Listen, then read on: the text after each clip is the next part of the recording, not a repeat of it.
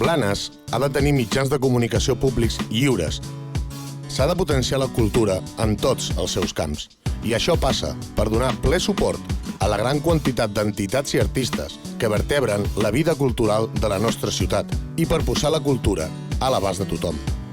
Tenir un poble viu passa també per recordar la nostra història, la nostra memòria democràtica tan maltractada, perquè la història sempre l'han escrit els guanyadors.